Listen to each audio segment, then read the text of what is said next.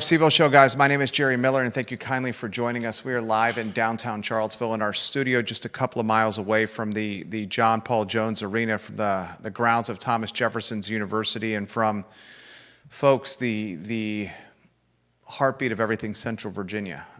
We're going to talk this war in the Middle East on the show today. I said this to start the program when we were kind of teasing you or tapping you on the shoulder that we were about to go on air. The mission of this show is to take content of all capacities, whether national or global, and try to localize that content to the Commonwealth of Virginia, to Charlottesville, and to Albemarle County. We're going to talk about, we're at war. We're at war here, and try to take it from a lens of Charlottesville's standpoint and the Commonwealth standpoint. Folks are wondering about the economy. Most importantly, folks are wondering about lost lives. 3 Americans dead already. How many more will lose their lives? Folks are wondering, my household certainly is, whether there'll be any kind of counterattack on American soil. Folks are wondering about gas prices. Folks are wondering how this will drive engagement for elections, for midterms, for Democratic momentum, for liberal momentum against conservatives and Republicans. It's clear that conservatives of all types, and there's many different types of conservatism, are being lumped or paintbrushed as Trumponian or Trumpsters. And I was watching Donald Trump today, about 30 minutes ago, on the national networks, talk about his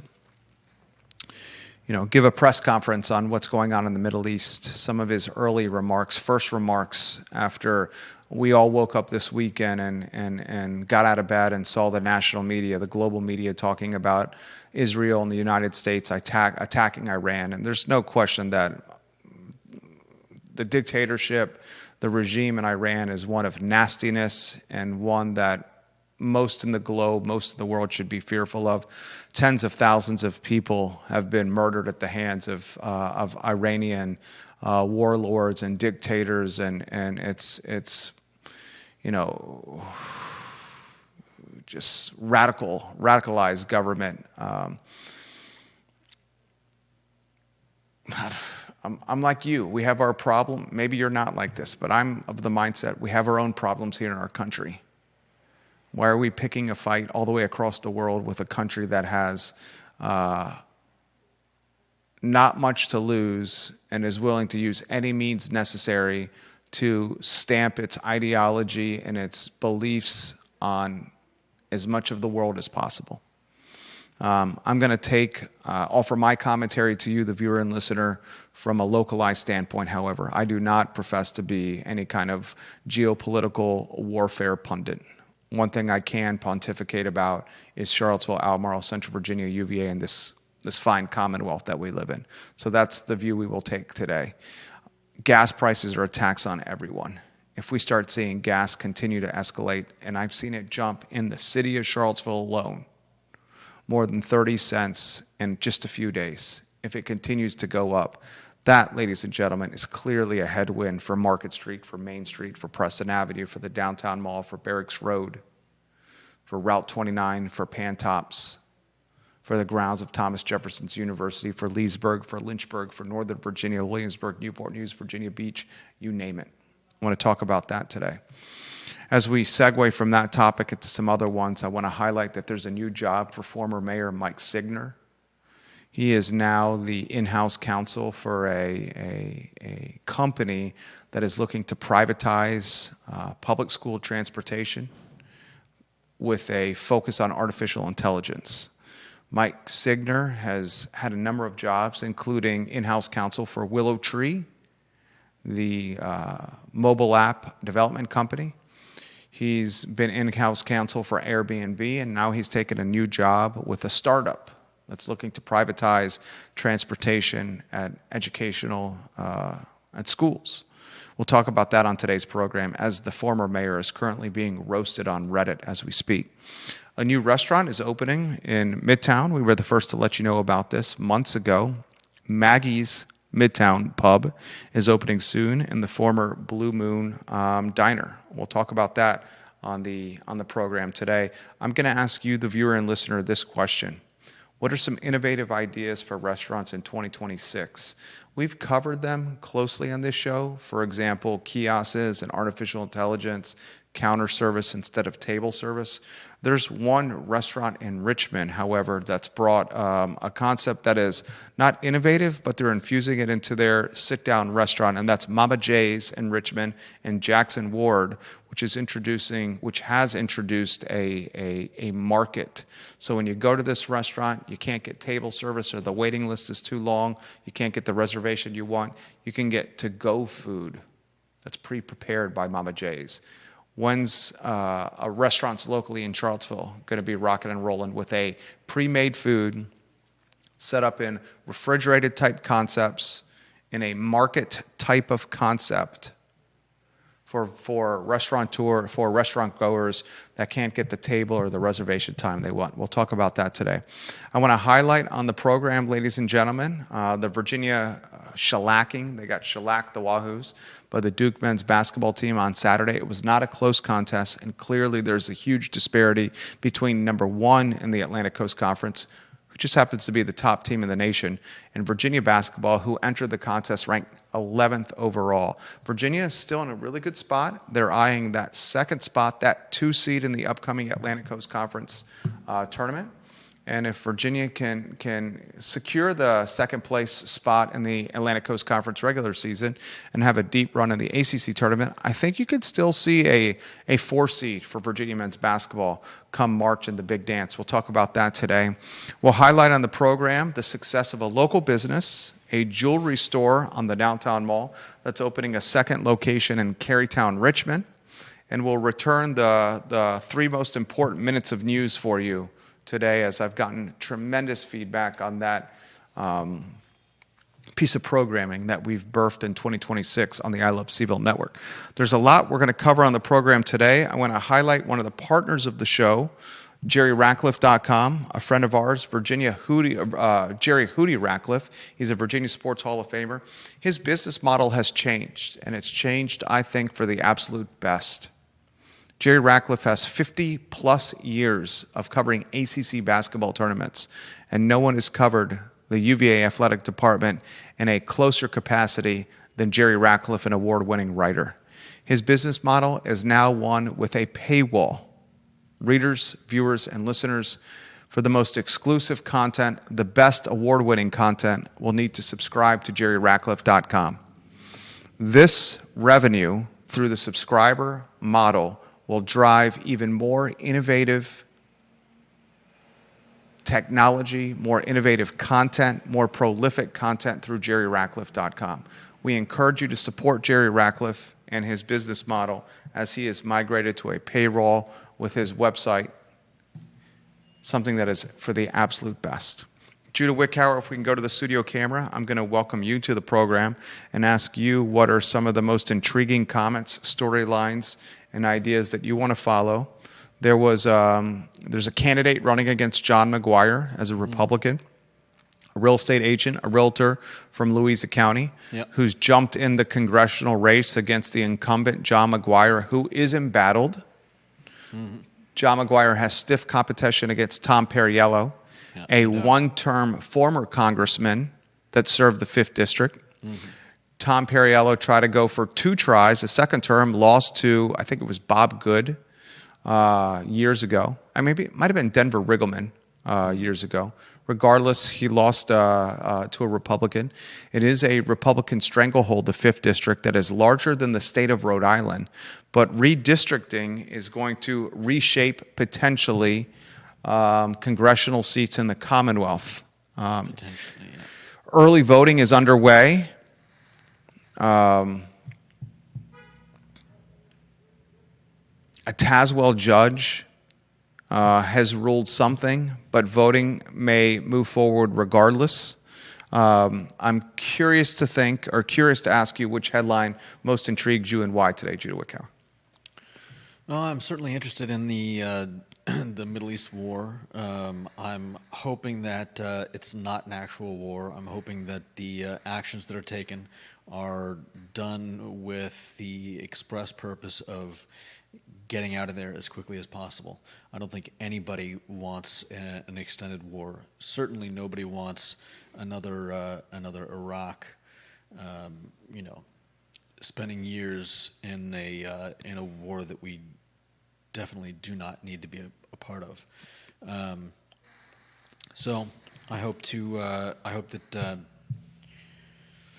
we find out soon that this is a limited action, and we are quickly going to end once the objectives have been achieved. Thank you to Jim Hingley, Albemarle County Commonwealth's attorney, who texted me during the program that Tom Perriello lost to Robert Hurt. Though thank you, Jim Hingley, who is a close follower of all things politics. Robert Hurt beat Tom Perriello with Tom's second push for a second term in Congress. Thank you, Mr. Hingley. Ginny Hu on Twitter, and we're getting photos on screen when you can. Ginny Hu on Twitter says, unfortunately, a fourth American has now lost their life with this war in Iran. I started the program, my monologue, with this. My wife and I have two sons. We have a 7-year-old. Our 7-year-old turns 8 this month, at the end of the month. We have a 3-year-old. Our 3-year-old is a little Tommy Tornado. We love our sons dearly. Like most parents, they drive you crazy and make you realize that parenthood is the best, hardest thing ever, and the longest, shortest thing ever. The days feel like years, and the years feel like days.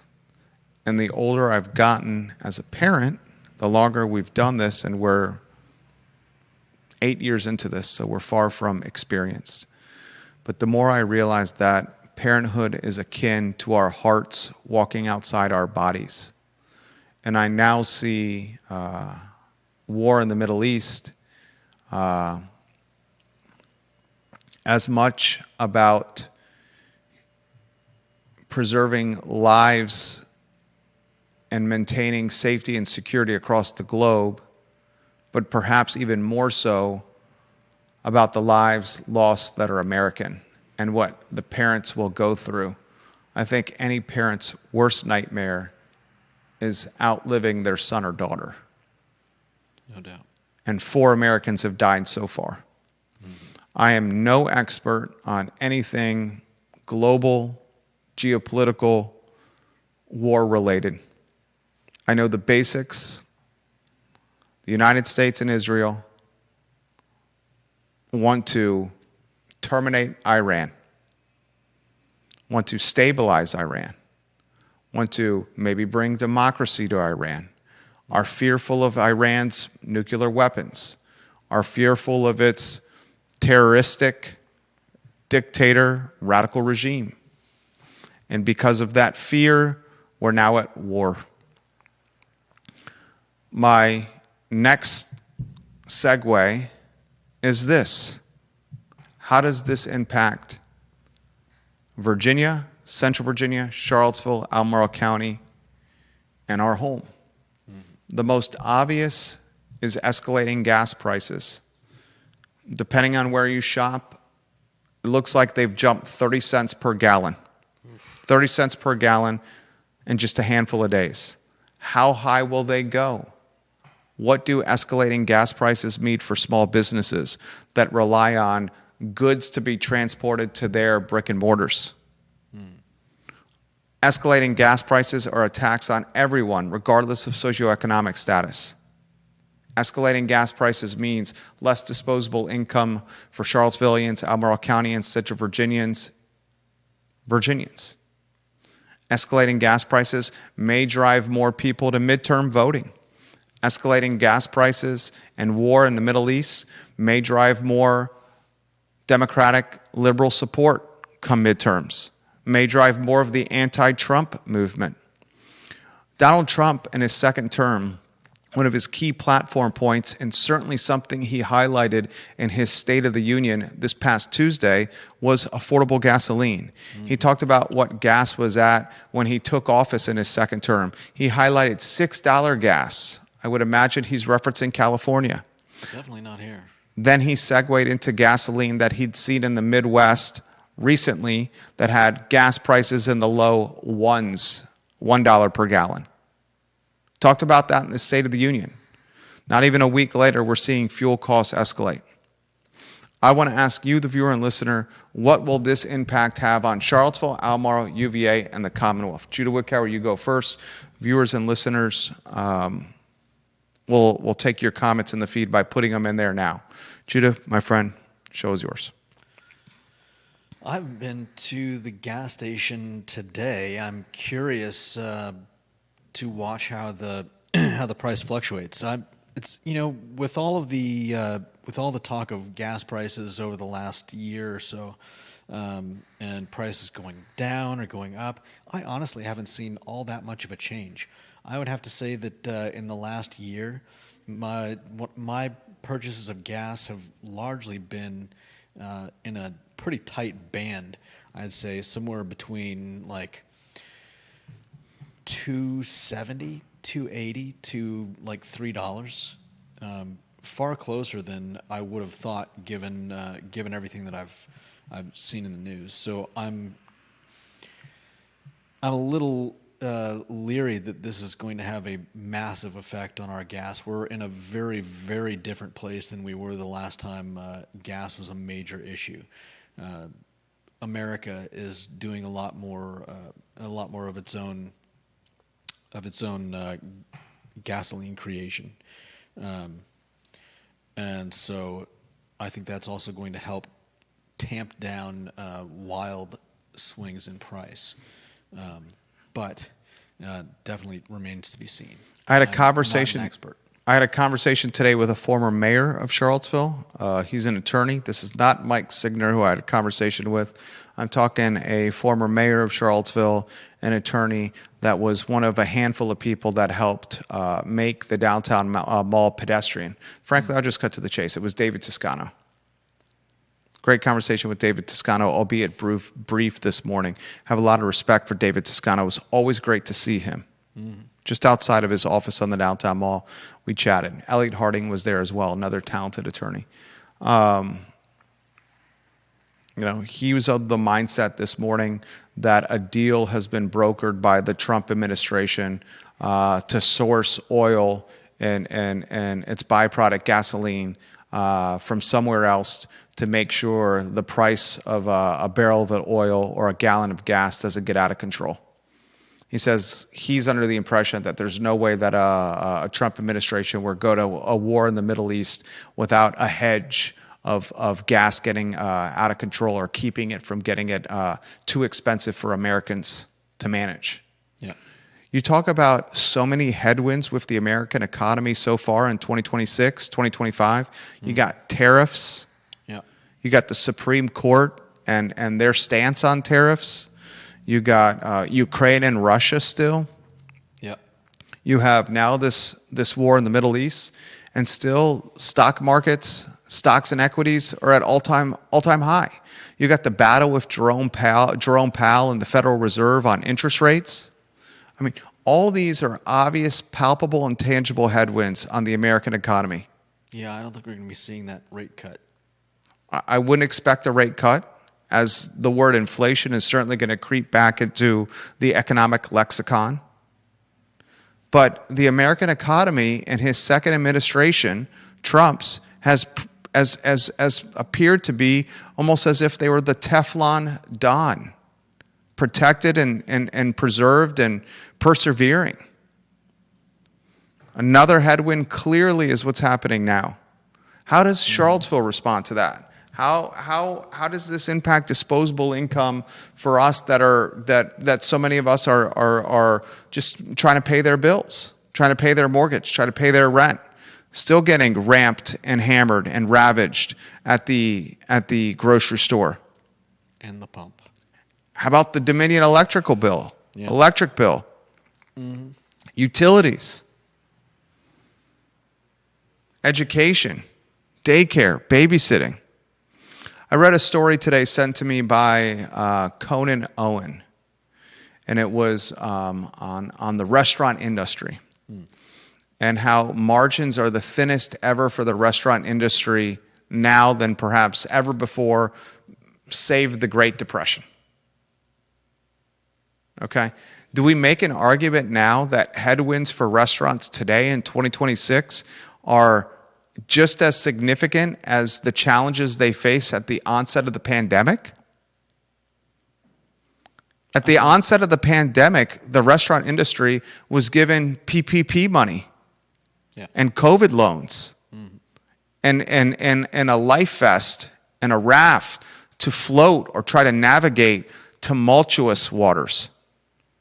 That PP money, that free money, that cheap money, that no interest or deferred loan payments, remember this, viewers and listeners? That's not existing now. This article I read that was sent to me by Conan Owen included the challenges that come with tip culture today.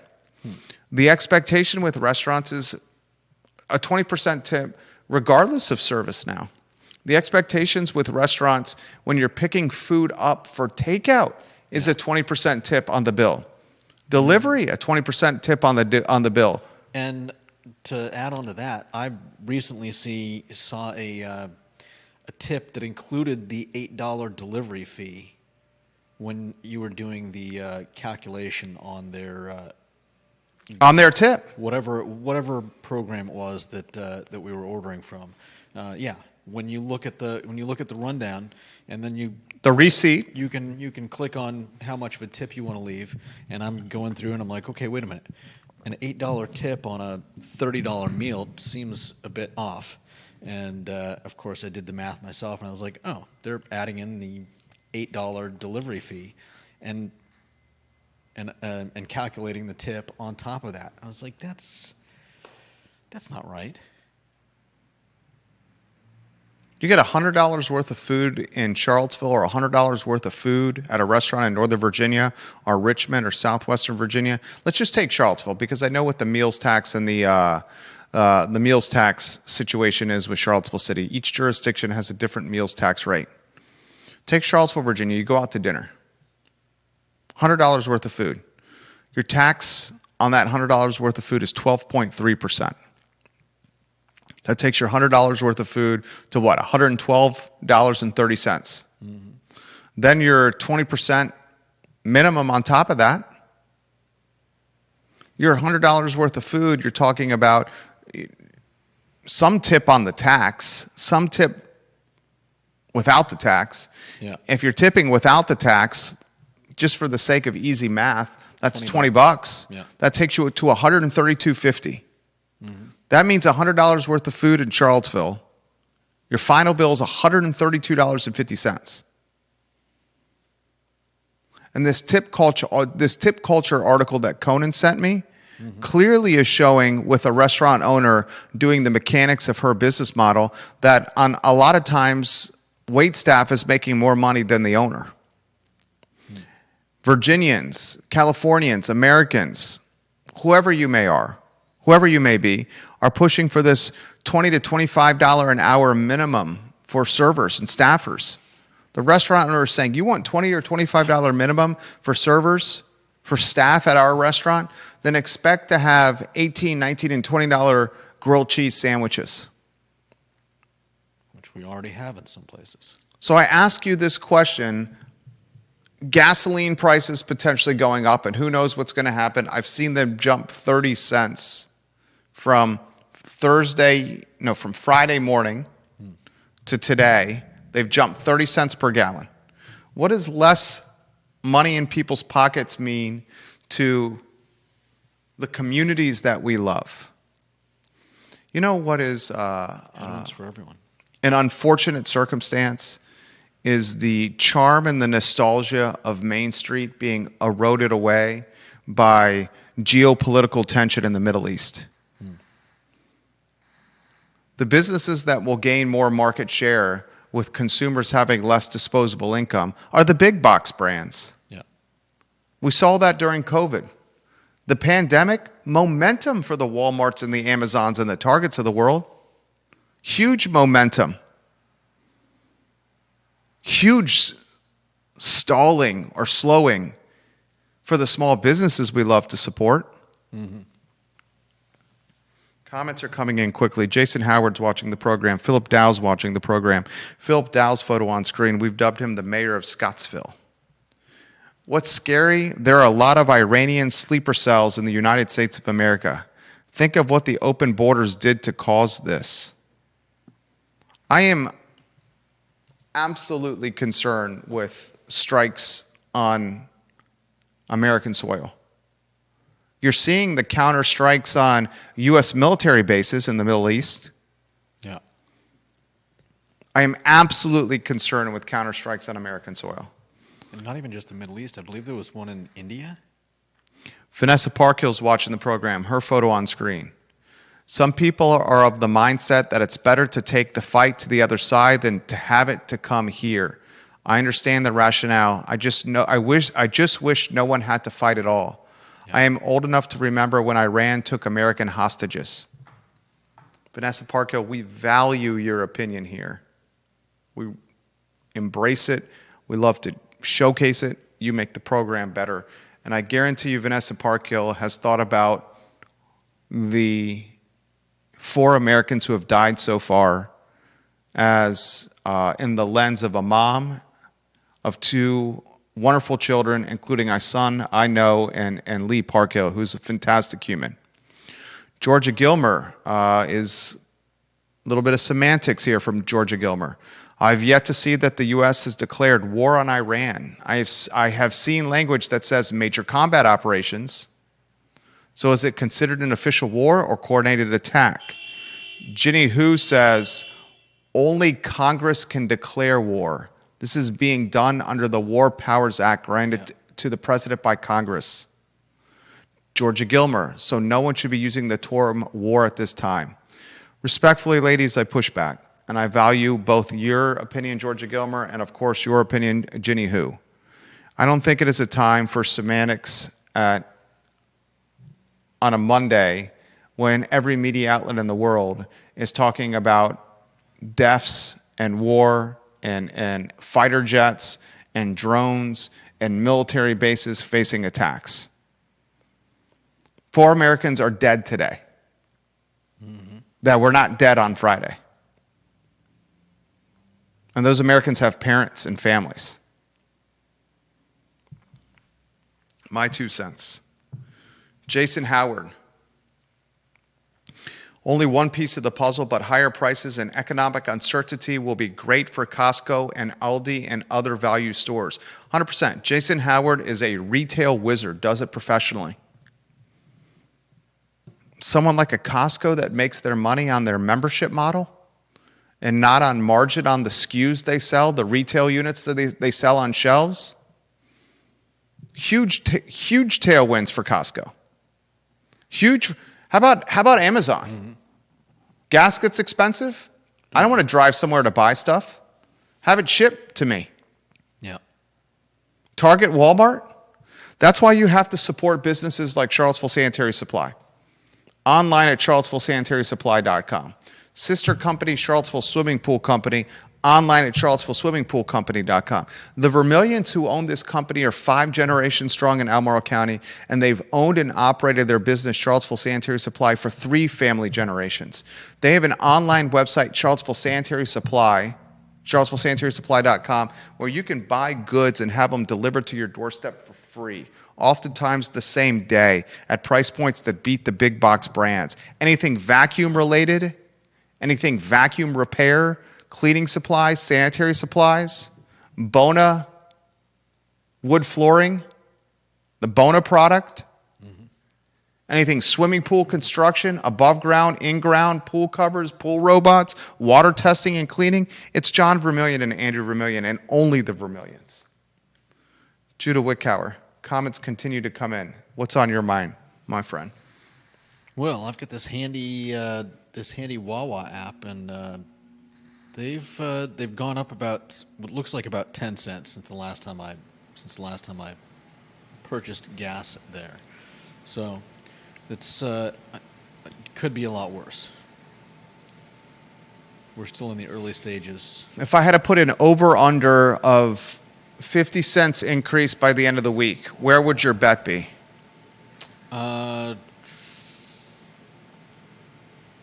I'd say under.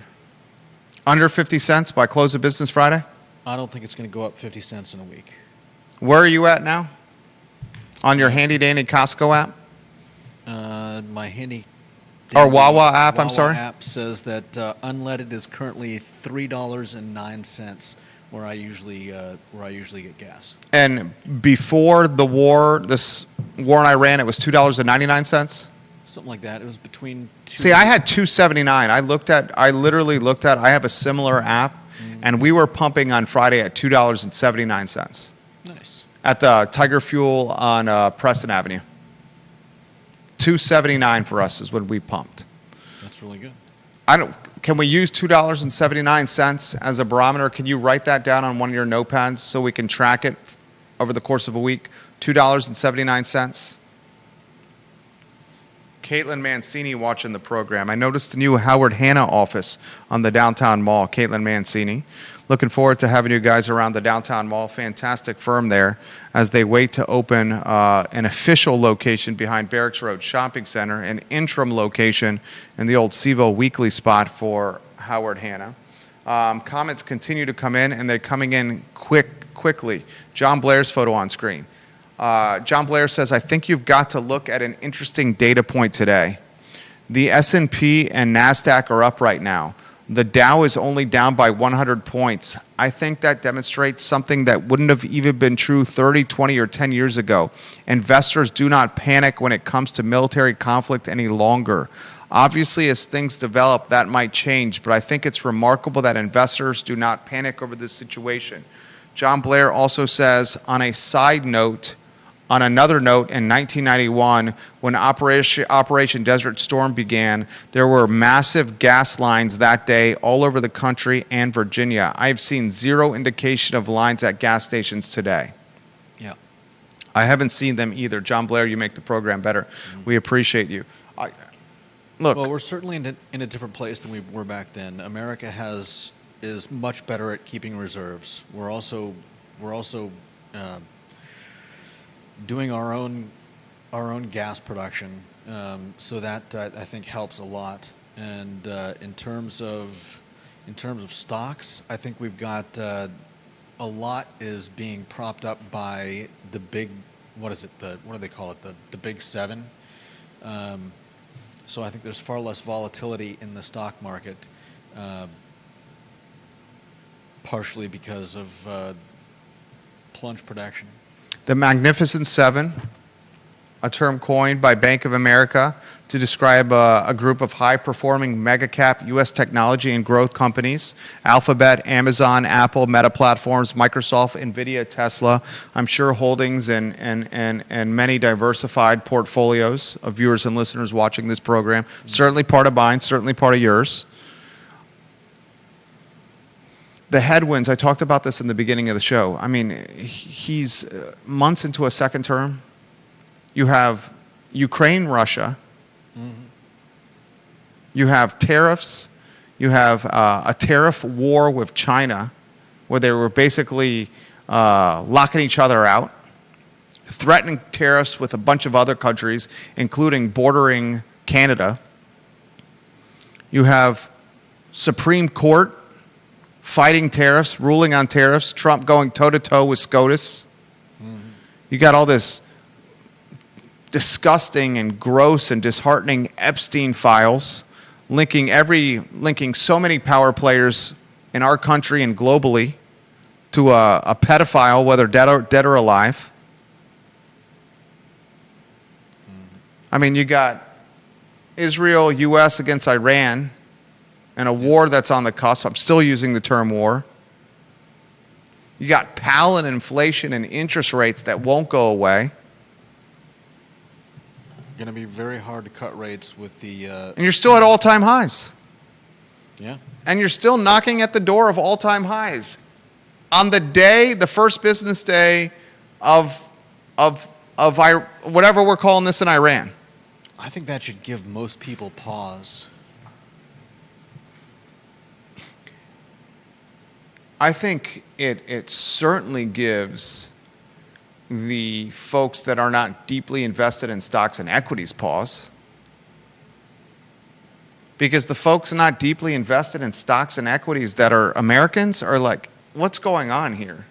Because it's clear the rich are just getting richer. Well, the majority of Americans are not. Conan Owen is watching the program, and lower thirds can be rotated on screen. I know we're hopping around as we do on the I Love CVille show, and Conan Owen is got some commentary like that he would like to offer on the restaurant industry. I asked the question, are restaurants in the first quarter of 2026, locally owned and operated restaurants, these mom and pop type of restaurants, facing more challenges right now than restaurants did during COVID and the pandemic? And you're immediately going to be like, Jerry, what are you talking about? That was a once in a generation pandemic, once in an American history type of pandemic. How are you comparing and contrasting the headwinds with mom and pop restaurants during the onset of COVID to what's going on now? It wasn't that long ago. We're talking 6 years ago in March. You know how I remember when the pandemic started? Was the pandemic canceled March Madness basketball. It happened right in March. March is a special month for my family. My sister-in-law's birthday first. My wife's birthday next. We love March Madness and the ACC tournament. Love it dearly. Favorite sports time is the ACC tournament into March Madness. I'm married in an Irish family. St. Paddy's Day is a religion. It's a religious holiday for the Irish. St. Paddy's Day. Then we close it down with my son's birthday at the end of the month. He's turning 8, our oldest sons. March, the best month of the year for our family. I remember at COVID, because of the canceling of the NCAA tournament. And on the onset of the pandemic, restaurants, we were all terrified. We thought it was on the bottom of our shoes. We thought it was where we were walking. We were forced to wear masks. We were forced to stay in our homes. But many restaurants survived because the government flushed them with dry powder, PPP, the COVID loans, all that free money that drove inflation. Now, a lot of restaurants took debt against assets like homes and are now, that debt is coming due. I asked the question, is it more challenging now to be a mom and pop restaurant owner than in COVID, the start of the pandemic? Conan Owen says, the restaurant industry is in a worse position now because consumer behavior has changed. Too many people rely on delivery apps, which kill restaurant margins, and COVID changed people's attitudes towards employment. Too many of the people who were once in the food service industry now in the gig economy, where you work when you have nothing better to do or need money for specific expense that aren't required to show up anywhere near 40 hours a week. Conan also says the U.S. is one of the few places that can process the heavy petroleum that comes across out of Venezuela. Plus, we're producing more energy than ever. There's no reason why our gas prices should be affected by taking Iranian supply to China off the market. Yeah. I'm knocking on wood here. Those are thoughts echoed in somewhat similar capacity by David Toscano to me this morning. David, if you watch this program, I very much encourage you to come on the show. We would love to have you, my friend, on the program. Now, there are other things that will be affected, considering the fact that the Straits of Hormuz are closed, especially for Virginia, considering we've got a pretty major port in the Port of Virginia, and what's it called? Norfolk. I'd like to give some attention to 919 Druid Avenue. The team at 919 Druid Avenue now has an active listing. Katie Mullins is the realtor for this Belmont cottage, which is absolutely a fantastic listing. 4 bedrooms, 3.5 bathrooms, 2,197 square feet. You can walk to anything downtown Belmont. And it's got an income-producing basement apartment that will help offset any overhead tied to the listing, tied to the home you buy. 919 Druid Avenue, $699,000 asking price. Now, this is an $800,000 home in a couple of years. Mark it down. Katie Mullins and her team will join us on the I Love CVille show. Is it Wednesday, Judah? I believe so. Wednesday for Katie, Ben, and Chris. The Druin Avenue team will talk all things real estate. Chris Coyner, the owner of Decim Design Build, Ben Mullins, the owner of Blenheim Builders, and Katie Mullins, the owner of Blenheim Realty Group, will join us on set on Wednesday to talk all things economy and real estate. Judah Wickhauer, next headline, what should we cover? Next up, we could talk about former Mayor Signer. Mike Signer's got a new job. He's getting roasted on Reddit. Yep. This is the former mayor of Charlottesville that had the dubious distinction of being the mayor of CVille during his darkest, most disturbed period, August 11th and August 12th, when the Ku Klux Klan was in Charlottesville, when Heather Heyer lost her life, when James Fields, who's in jail, rammed a Dodge Charger through a crowd of protesting people in downtown CVille. I call it domestic terrorism. Judah cringes when I use that terminology. Regardless, former Mayor Mike Signer, the former in-house counsel of Willow Tree Apps, very curious that the former in-house counsel of Willow Tree Apps, Mike Signer, was in the room negotiating Willow Tree's move from downtown Charlottesville and the tax base that Willow Tree offered the city of Charlottesville just over the city line into Albemarle County into where they are today, Woolen Mills. Willow Tree Apps was purchased by a Canadian conglomerate, is no longer locally owned and operated.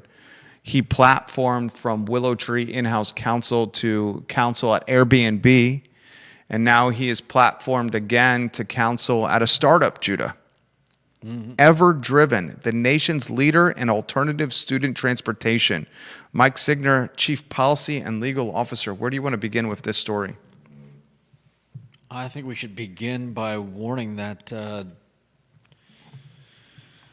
given the way things are going with our buses in town, we may be seeing bus drive shares coming to Charlottesville and Albemarle County. We have talked about this for a while now.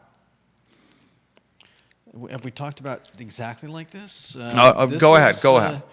So this is essentially, from what I've been reading, this is almost like calling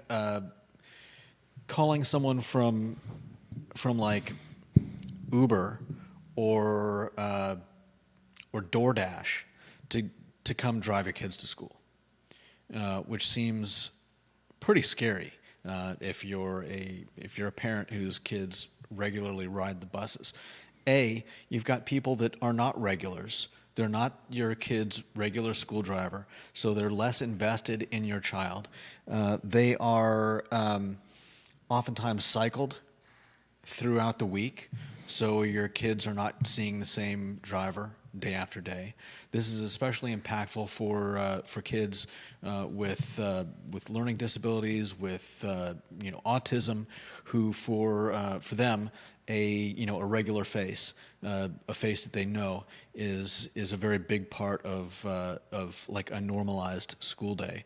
Then you have the fact that some of these people might actually be delivering for something like DoorDash while they're dropping off your kids to school or picking them up and dropping them off in the neighborhood. So all of that, on top of the fact that there's less accountability because these people are not working for the schools, they're working for whatever company is being paid for. There's decreased safety, decreased relationship building, and I gotta say that this does not look like something that I would want my school to be considering for my kids. I would rather have them, and oftentimes what's even worse is that oftentimes they end up spending even more on these ride shares than they would hiring good people to drive the school buses that the school owns. Here's the challenge and why you're seeing the privatization of school transportation. As school systems, specifically public school systems, drop in enrollment, their funding is lowered. Enrollment determines funding. As school systems, public specifically, unionize and utilize collective bargaining, teachers, support staff, janitorial, cafeteria workers, you name it, earn more money. And I'm all for teachers and support staff making more money. All for it. As buildings, public school systems specifically, continue to age, and boy, oh boy, a lot of these buildings in public school systems are getting long in the tooth. That requires infrastructure updating. It costs money. As jurisdictions realize that school systems are the number one line item for their respective budgets every year, and it's only going to become more significant, jurisdictions are looking at ways to potentially optimize budgets and allocations. So entrepreneurs, business owners, visionaries, risk takers realize that something like Charlottesville, or a jurisdiction like Albemarle County, is looking to potentially trim fat. Albemarle County's proposed budget is now at $724 million. Let's, for the sake of a talk show, utilize nearly $750 million, roughly. Roughly $750 million is what it costs to run Albemarle County. That's the proposed budget by County Executive Jeff Richardson, and schools are the number one line item by far. What was it, 52, 53, 54% is tied to schools? That's the number. That's the number. You start thinking about, as a supervisor, as a county executive, as a city councilor, as a city manager, what are ways to optimize our budgets, drive efficiencies, and AI and privatization of certain utilities starts entering into your vocabulary.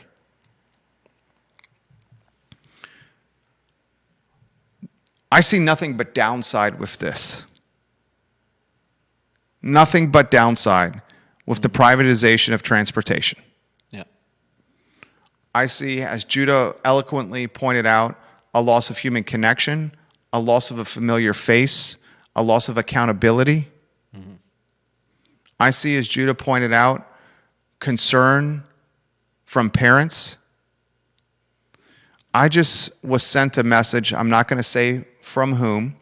It's a screenshot of an email that was sent at 1 p.m. today. And this is disturbing and disgusting.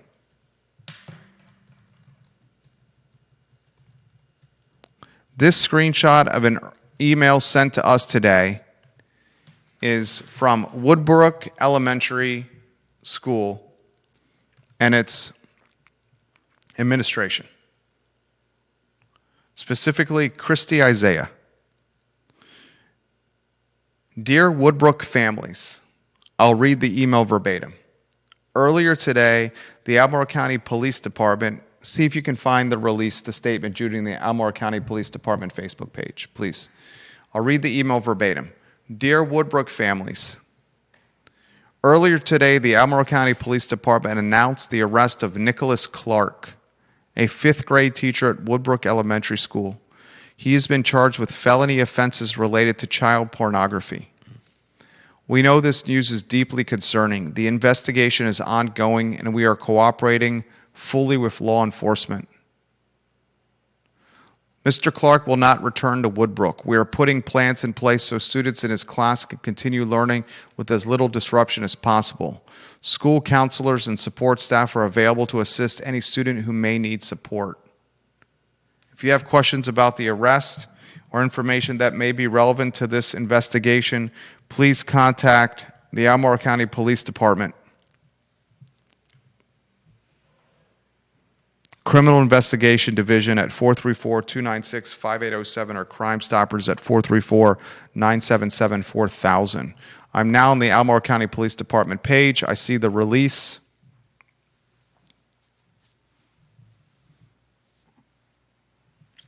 I had a conversation with a friend of mine, two guys, me and two other fellows, business owners, just talking about life as parents, right? One of them, I'm not going to say who, made this comment to me. It's resonated with me since Thursday. This is a father of a young son and a young daughter. You know what he said to me and our other friend? He said, I'll just be straightforward. I don't trust other men with my kids. He didn't say, I don't trust other adults with my kids. He specifically said, this is someone I have respect for. I think he's watching the program right now. I don't trust other men with my kids. It's not surprising in this day and age, sadly. We segue to this from the privatization of bus driving. There was a time where the school bus driver was a friendly face, where parents, especially parents of young children, elementary age children, Woodbrook age children, would walk their kids to the bus stop.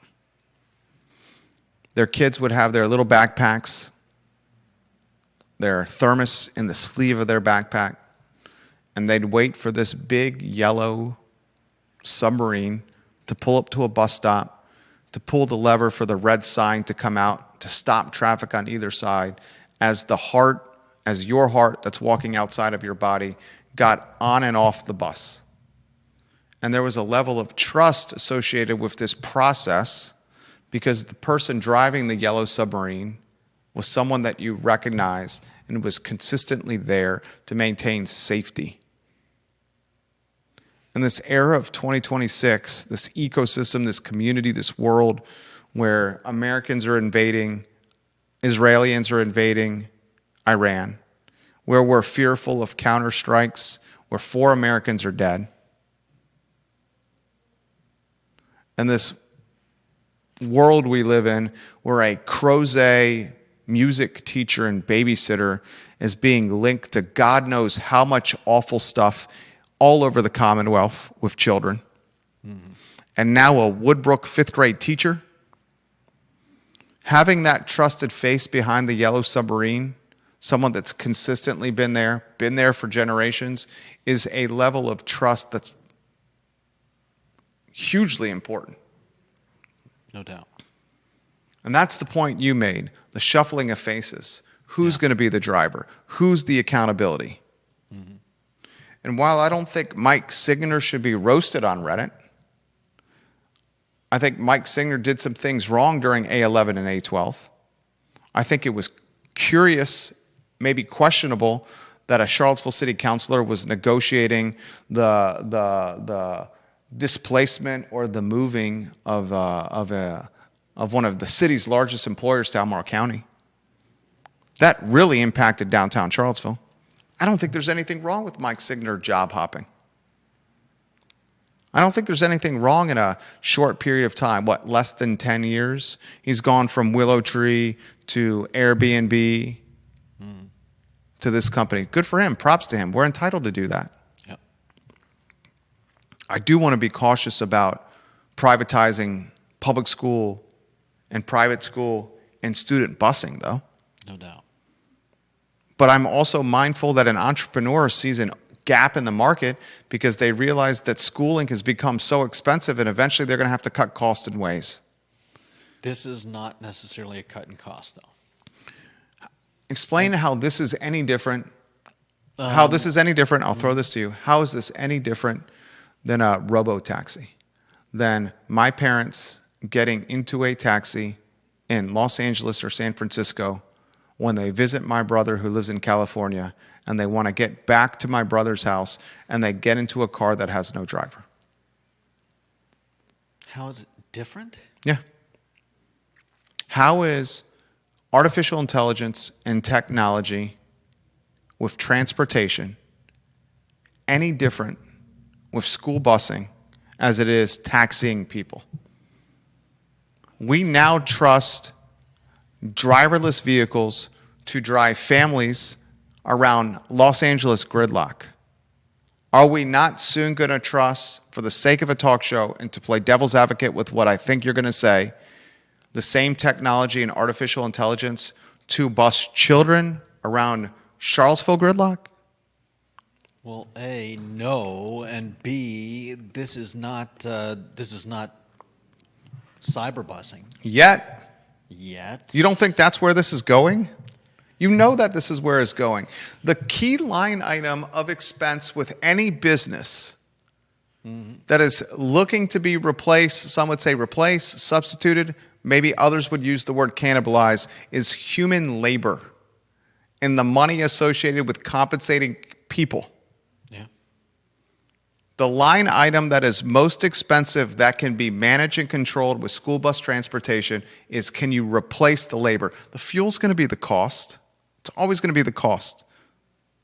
The wear and tear in the vehicle is always going to be the cost. Yeah. Wear and tear on the roads is always going to be the cost. It's the labor. This is the first stage to robo-taxing school buses. Okay. You disagree? Not necessarily, but we're not there yet. So Yet. it's kind of, I mean, this is a very much a different proposition than robo-taxiing kids around. And I don't know how trustworthy I would be of that, whether or not your family is taking a robo-taxi in Los Angeles or wherever else. Just because it works most of the time doesn't necessarily mean I would want that in a school bus anytime soon. Can't you say the same thing about human drivers? Certainly. It works most of the time. That's why a lot of people see this as a bad idea, because some gig economy driver who is picking up a job to drive your kids once every once This a isn't week. a gig economy driver. How do you know? Because the legal liability associated with having humans that are lacking a CDL driving around kids is a lawsuit. So the comment that Conan referenced that you're utilizing in this argument, a gig economy driver, does not apply to school bus driving. Okay, well, I read about it in the article that I was reading about This scenario is secure the account, then optimize margins with the account. And optimizing margins with the account, if you're ever driven, the nation's leader in alternative student transportation, ever driven, which delivers modern student-centered transportation that's safe, consistent, and built that for those who need it. Ever driven, that utilizes artificial intelligence and technology to get kids to and from school, is one that will eventually replace humans. My 2 cents. I think deep down you agree that's where it's headed. Oh, I'm sure somebody will push for something like that sooner rather than later. But How about the people that say, oh, good, we don't want humans with bad intentions around our kids? I joked about a meme I saw last week. I think it was on Twitter. The meme that I saw last week was with artificial intelligence and technology and data centers. And the concern we all have with these data centers and this artificial intelligence is where's the resources going to come from powering the data centers, right? We're losing our water. Where are these resources going to come from powering the data centers? And the meme that I saw that's resonated with me, I'm talking about it for a second time in about a week on the I Love CVille show, is all the humans that are going to lose their job because of artificial intelligence. And we're talking blue-collar and white-collar humans. Entry-level, mid-level, you name it, that are going to lose their job, are going to reimagine themselves professionally as the hamster on the hamster wheel, but they're going to be riding a stationary bike in big rooms lined up in rows by the hundreds. And they're going to be riding this stationary bike as fast as possible to produce kinetic energy. And that energy that the humans are going to produce from these stationary bikes are going to be used to power the data centers and the artificial intelligence that basically end the lives of humans professionally. my favorite take from that is that we'll all be swole, and Oh, you're going to be in the best shape you've ever been in your life. and we'll all have purpose. You're just going to do it with a chapped ass on a stationary bike for 50 hours a week, powering the data centers to drive the energy to equip the artificial intelligence to evolve and to become ubiquitous and prolific. A small price to pay to power our AI overlords. But we will have six-packs for sure. No doubt. And our cores will be stronger than ever. Heck yeah. Comments coming in quicker than I America. can keep up. This is from Handsome Hank Martin.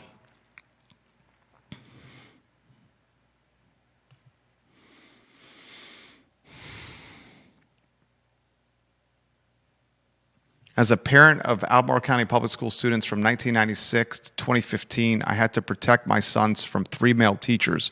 My warnings went unheeded until years later with someone else's children. How much money goes to under-the-table settlements for nefarious teachers? Barbara Becker Tilley's photo on screen. I did not trust many men with my kids. That was 15 years ago. I cannot imagine the era now. Imagine an era where millennials and younger. What's the millennial? What's the generational? Do you have the generational graphic we could put on screen? Yep. There it is. The millennial is 1980 to start. Millennials is 81 to 96. Let's call them millennials and younger. 1981 to when? 96? You're talking about younger than millennials, then you're talking about Gen X. Okay, so it goes millennials, then the younger one is Gen X. Gen X is 65 to 80. No, that's older. What's 19. younger than millennials? Oh, you want really young. It goes millennials, then what, Judah? Generation Z. Then Gen Z, then Gen Alpha. Yeah. And Gen Alpha is when?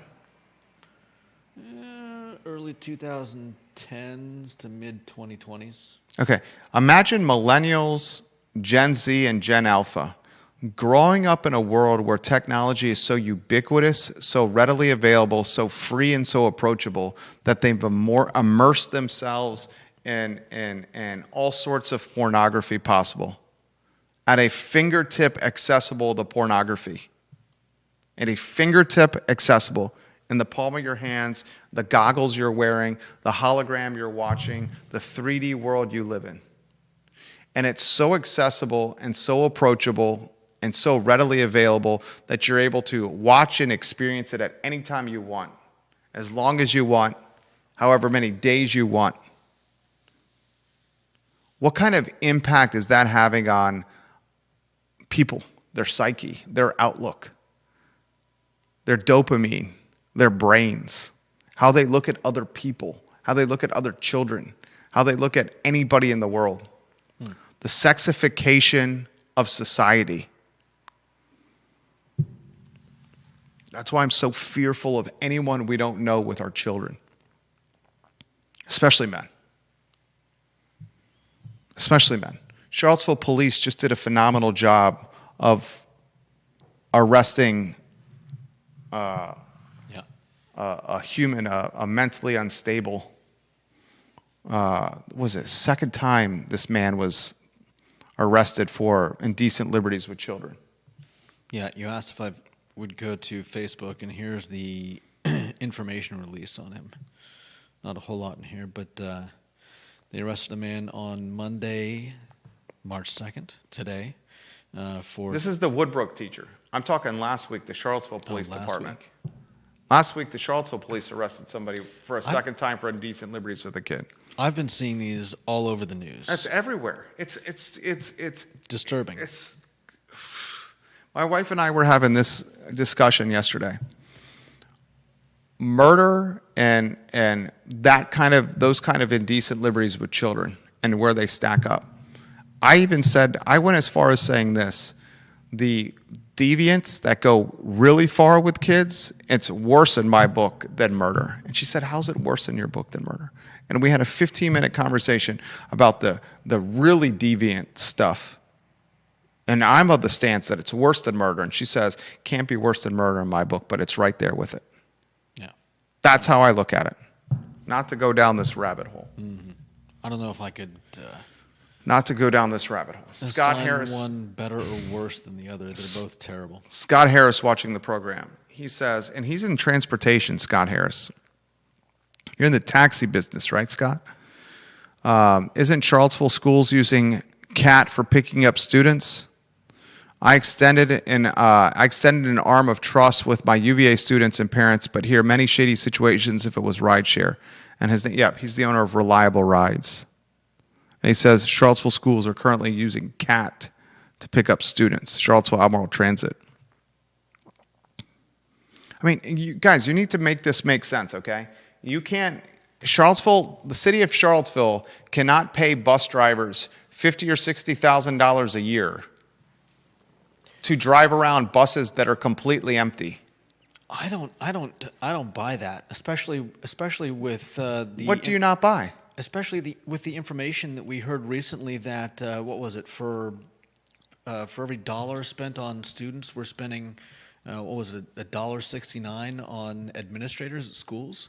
It seems like an incredible imbalance of where you're choosing to allocate your funds, and if you're spending that much money on more and more and more administrators rather than fixing your bus driver problem, it seems like a far larger issue with the schools than just not having enough bus drivers.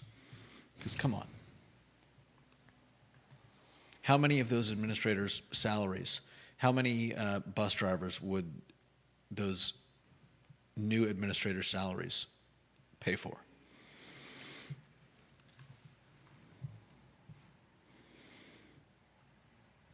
I don't see how the Charlottesville area transit model is sustainable for much longer. So you've said. Or do we just chalk it up to it being a utility, and regardless of it being a losing endeavor, we're going to offer it?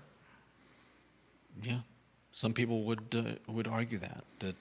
How's that any different than Charlottesville City Council allowing, what's the homeless population? They've estimated the homeless population to be anywhere from 200 to 250 people. So okay. Charlottesville City has a homeless population, let's call it 200 people for the sake of a talk show. And those 200 people are being prioritized ahead of downtown mall merchants and businesses, an 8-block ecosystem that drives millions of locals and tourists and students alike.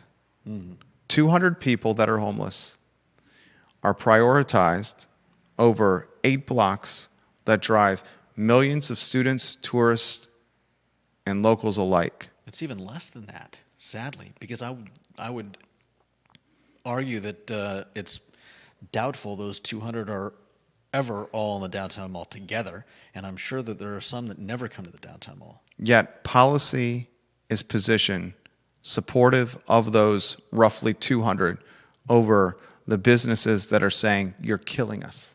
Mm-hmm.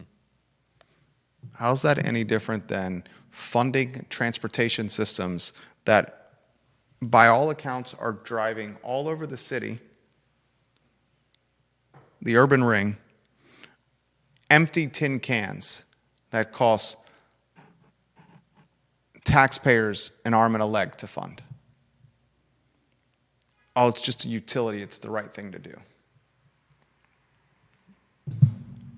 That's not how you run businesses, but that's how we run jurisdictions. I mean, would you charge more for bus rides? You cut the routes down. You make them way more efficient, less stops, better amenities at each stop. I certainly get less behind drivers, better amenities for less drivers stops. paid more, lower overhead, like any business would. You want to optimize CAT?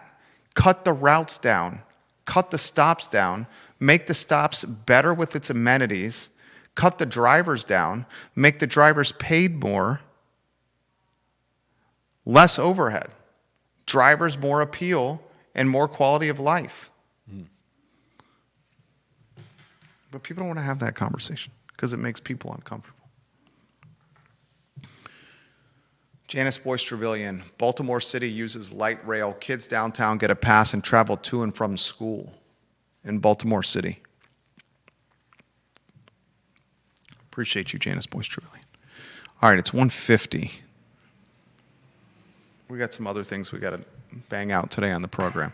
I'd like to give some attention to Stanley Martin Homes. Stanley Martin Homes is a partner of the show. Stanley Martin, folks, is building homes that you can trust. Stanley Martin is dedicated to building homes that cater to each person's unique needs and lifestyles. High-quality single-family homes, townhomes, and condominiums designed and constructed with innovative techniques that ensure exceptional efficiency and aesthetic appeal. Stanley Martin Homes. Thank you for partnering in the program. We'll get to the Charlottesville business that's expanded to Carytown.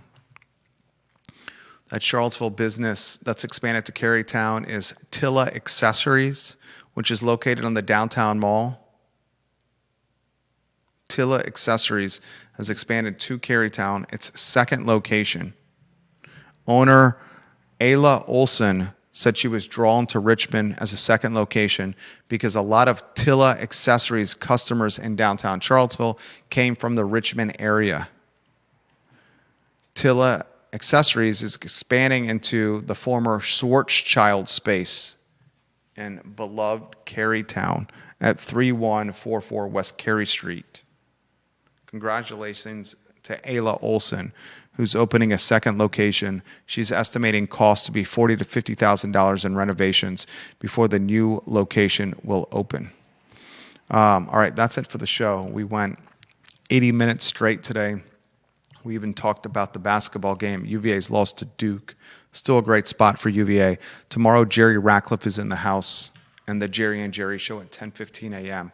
We encourage you to watch that program and to support Jerry Ratcliffe and jerryratcliffe.com through its new subscriber business model.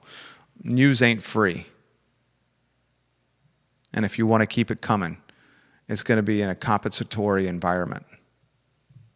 That's the only way news is going to survive.